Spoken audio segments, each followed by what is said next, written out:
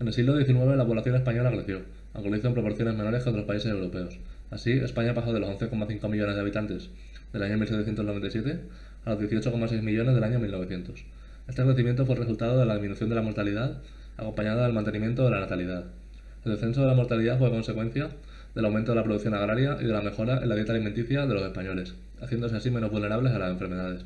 Asimismo, las grandes epidemias que diezmaron a la población durante todo el antiguo régimen desaparecieron en el transcurso del siglo XIX. Los avances médicos y las mejores condiciones higiénicas, con potabilización de aguas y con alcantarillado, también contribuyeron a la reducción de la mortalidad.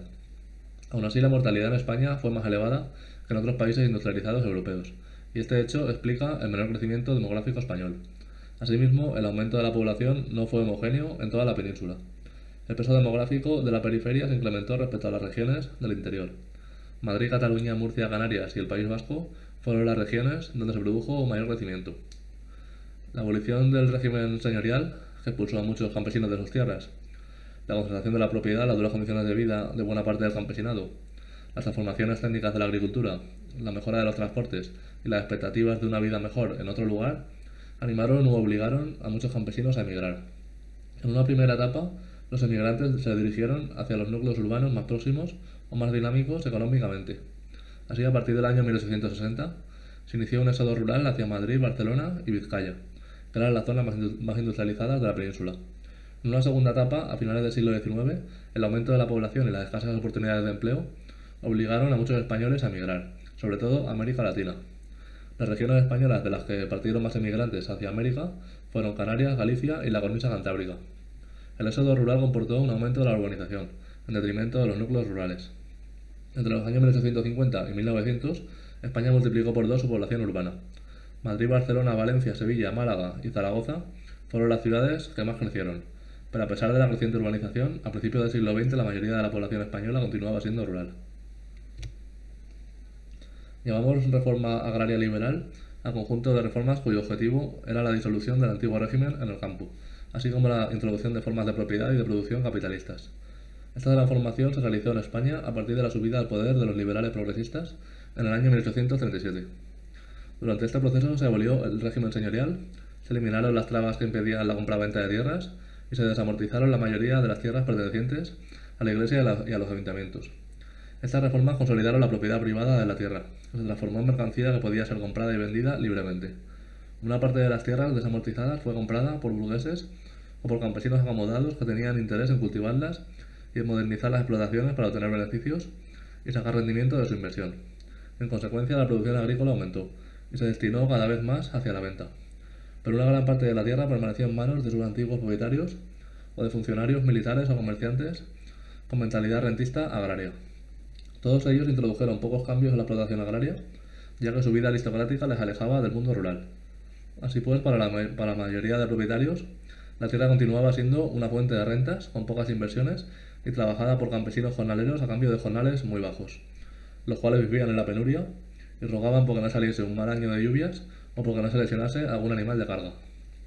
Uno de los mayores problemas que tuvo que afrontar el campo español fue que la reforma agraria no permitió a los campesinos acceder a la propiedad, y la mayoría de ellos continuaron como jornaleros pobres o tuvieron que emigrar a las ciudades. Este campesino pobre, con escasa capacidad de compra, no constituyó un mercado sólido para los productos de la nueva industria. El resultado fue el mantenimiento de unos bajos rendimientos agrícolas y la pobreza de la mayor parte de la población agraria, lo que supuso un escaso estímulo para el avance de la industrialización. En la mayor parte de Extremadura, Castilla y Andalucía existían grandes latifundios, cuyos propietarios no trabajaban y basaban sus beneficios en el mantenimiento de unos salarios muy bajos. En la submeseta norte y en Galicia predominaba el minifundio, donde la escasa dimensión de las propiedades no permitía la mecanización y sus rendimientos apenas alcanzaban para mantener a una familia. Tan solo en Cataluña, Valencia, la cornisa cantábrica y La Rioja, la estructura de la propiedad resultaba más equilibrada. A lo largo del siglo XIX, el cereal constituyó el principal producto de cultivo de la mayor parte de la meseta. Como los rendimientos eran bajos, su precio resultaba elevado en comparación con el de otros países, por lo que fue necesario recurrir al proteccionismo. En la zona norte se cultivaban patatas, en Galicia se cultivaban patatas y arroz, en las regiones mediterráneas abundaba el arroz y los cítricos, en Cataluña y en La Rioja la viticultura alcanzó una gran expansión, y en Andalucía abundó el olivar. Las naranjas, el vino y el aceite de oliva eran los principales productos de exportación. En España, el proceso de industrialización se produjo con retraso respecto a los países europeos más avanzados y se realizó de forma incompleta. A finales del siglo XIX, España continuaba siendo un país eminentemente agrícola y tan solo algunas regiones españolas se habían industrializado, como Cataluña, Asturias, País Vasco, Madrid, etc. Los principales factores que influyeron negativamente en la industrialización fueron la escasa capacidad de compra de la población española como resultado de la pobreza de la mayoría del campesinado, la ausencia de una burguesía industrial que invirtiese en muchas regiones, la inexistencia de buenas carreteras, el retraso de la llegada del ferrocarril, la escasez de recursos de agua aprovechables para obtener energía hidráulica, la mala calidad del carbón y la posición alejada de España respecto de los núcleos más industrializados de Europa, dificultando así el comercio. Así, la industria española se vio obligada a poner aranceles sobre la producción extranjera. Este proteccionismo reservó el mercado español a la producción autóctona y permitió el crecimiento de la industria nacional. Pero tuvo también efectos negativos, ya que no estimuló a los fabricantes a renovarse, a abaratar costos y a ser competitivos en el mercado internacional. A mediados del siglo XVIII, en Cataluña ya existía una importante producción manufacturera de indianas. La prohibición en el año 1802 de importar algodón hilado estimuló la proliferación de hilaturas y el nacimiento de la moderna industria textil. Hacia el año 1830, esta industria textil inició un proceso de mecanización instalando las máquinas de hilar que se utilizaban en Gran Bretaña y empezando a funcionar la primera máquina de vapor, estimulando así la mecanización de las fábricas.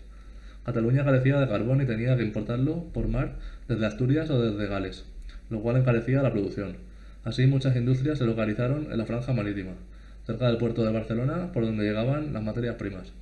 Pero a partir del año 1860, muchas industrias se establecieron en los márgenes de los ríos para poder sustituir el carbón por energía hidráulica, creándose colonias industriales. A partir del año 1876, en el País Vasco se consolidó una potente industria siderúrgica. Las razones de su éxito estaban en la creación de un eje comercial con Inglaterra, por el cual se exportaba hierro abundante y de gran calidad. A cambio de la importación de carbón de coque, que era mejor y más barato, a partir del desarrollo siderúrgico, la industria vasca se diversificó y aparecieron nuevas empresas de construcción mecánica y naval. Además, se creó un importante sector bancario que proporcionó apoyo financiero a la industria. El subsuelo español es rico en yacimientos mineros y su explotación masiva se inició a partir de la legislación de minas del año 1868.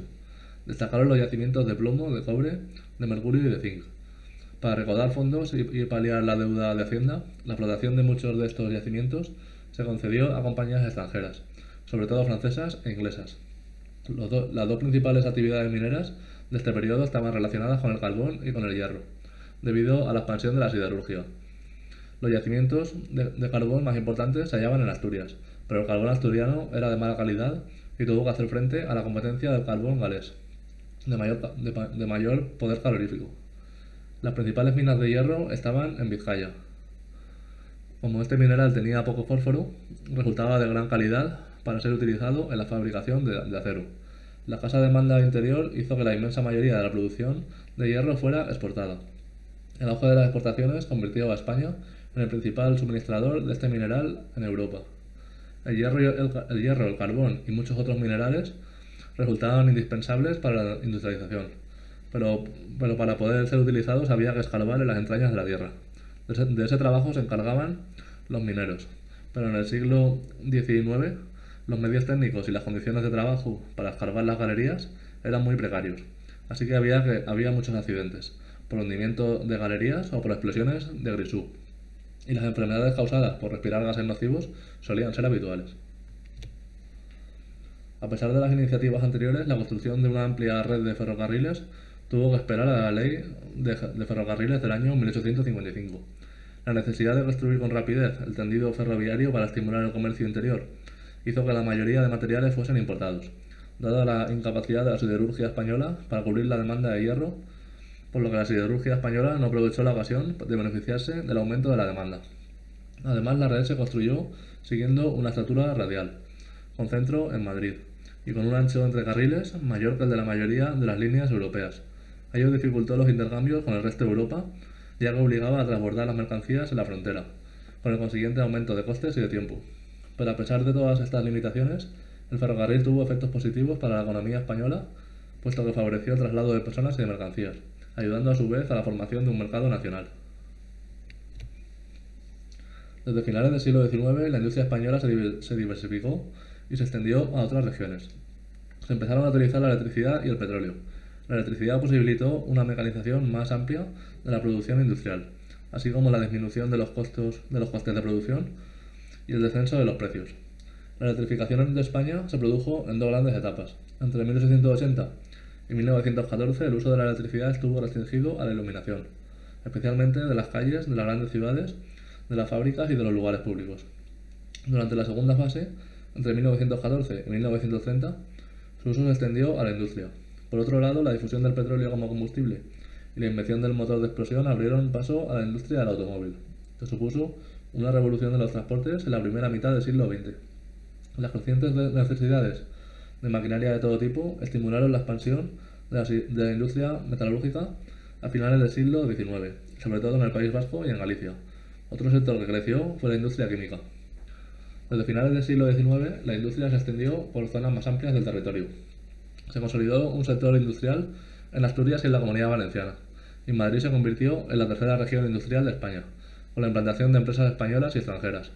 La expansión industrial también se vio favorecida por un fuerte crecimiento demográfico. Entre los años 1900 y 1930, la población española pasó de 18 a 23 millones de habitantes.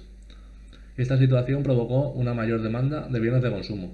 A pesar de esta expansión de la economía, continuaron existiendo profundos desequilibrios en la distribución regional de la riqueza. En el año 1930, la mayoría de la industria se localizaba en Cataluña, País Vasco y Madrid, zonas en las que residía una quinta parte de la población y donde el PIB por habitante era bastante superior a la media española. Por el contrario, otras regiones como Canarias, Galicia, Castilla-La Mancha, Extremadura y Andalucía mantenían un sector agrario de estructura tradicional y un reducido peso de la industria en su economía. La revolución liberal y la industrialización transformaron la sociedad española, pero en España el predominio del sector agrícola y el escaso desarrollo industrial hicieron que la burguesía fuese débil y que la nobleza y la iglesia mantuvieran mucha más influencia que en otros países de Europa occidental. La nobleza terrateniente, que había perdido los derechos señoriales pero todavía conservaba la propiedad de la tierra, continuó desempeñando un papel relevante en la sociedad. Sin embargo, a finales del siglo XIX, algunas familias aristocráticas, incapaces de incorporarse a las nuevas actividades económicas, se arruinaron y tuvieron que ir vendiendo su patrimonio. La nueva clase adinerada era la alta burguesía, que compartía con la nobleza su predominio social y era la propietaria de las nuevas industrias, las grandes compañías y los bancos.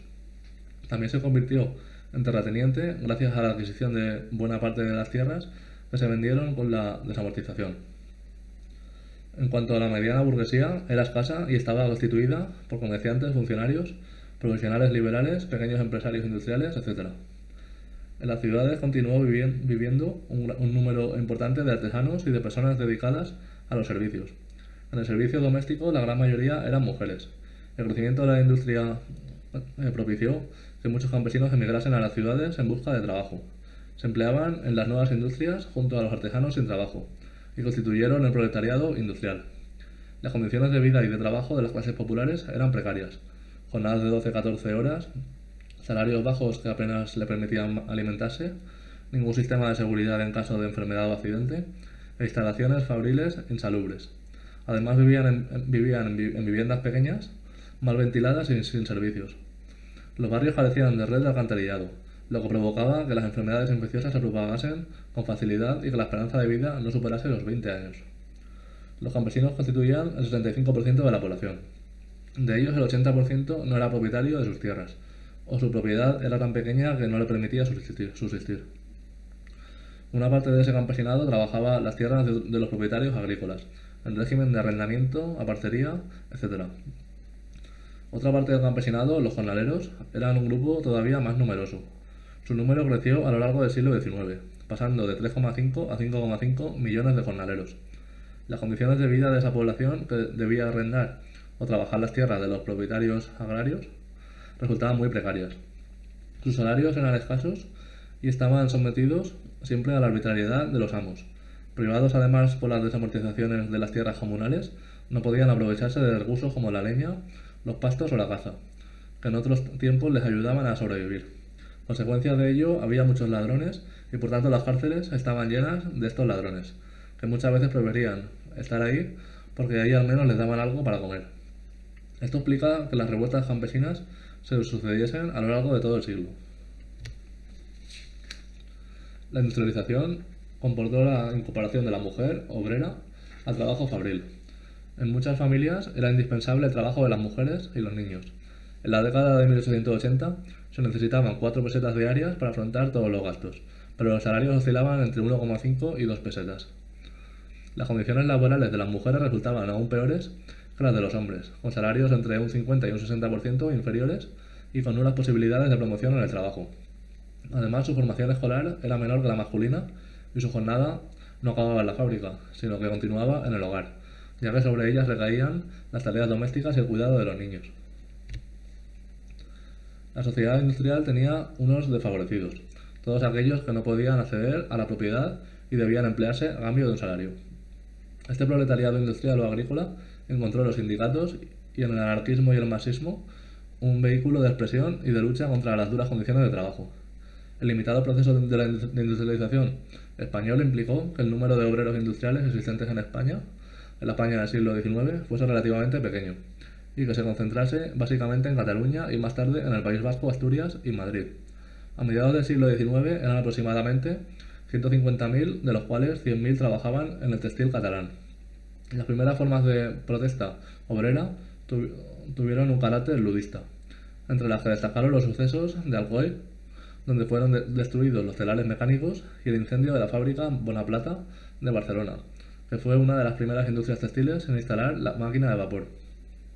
Pronto los trabajadores vieron la necesidad de crear organizaciones propias capaces de defender sus derechos, los sindicatos. En el año 1840 se fundó en Barcelona el primer sindicato, la Asociación de Tejedores de Barcelona. Sus objetivos consistían en la disminución de la jornada laboral, el aumento de los salarios y el derecho a formar asociaciones obreras.